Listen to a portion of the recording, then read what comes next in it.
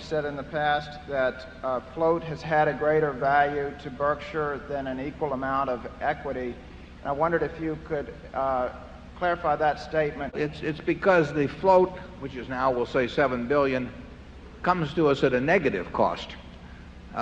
We would not make that statement if our float was costing us a couple percent a year, even though float would then be desirable, highly desirable.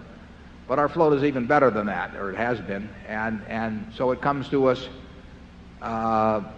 with a cost of less than zero. It comes to us with a profit attached.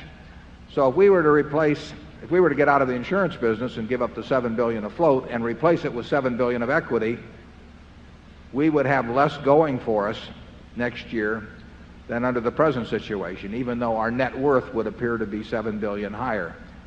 And I have said that if we were to make the decision, if we were offered the opportunity to go out of the insurance business and that $7 billion liability would, as part of that decision, would evaporate from our balance sheet so that our equity would go up $7 billion with no tax implications, we would turn down that proposition. So obviously we think that $7 billion, which is shown as a liability, when it's viewed as part of an insurance business, is not a liability at all in terms of real economic value. And of course the key is not what the float is today and not what the cost is today. The key is what is the float going to be 10 or 15 years from now, and what is the cost going to be 10 or 15 years ago. And we will work very hard at both increasing the amount of float and keeping the cost down somewhere close to our present level. That makes it a very attractive business when that can be done. And GEICO's a big part of of doing that, but we've got other things, other insurance operations that'll be important in that too, and we may have others besides that in the future. Charlie? Yeah, if the float keeps growing, that is a wonderful thing indeed. We really have a marvelous insurance business.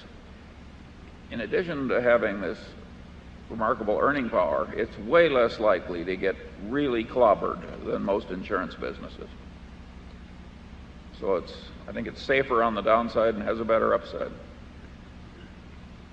And it may sound strange, but we don't regard losing $1 billion in the California quake as getting really clobbered. I mean, that's part of the game. There are many companies that have greater exposures than that really aren't getting paid for it.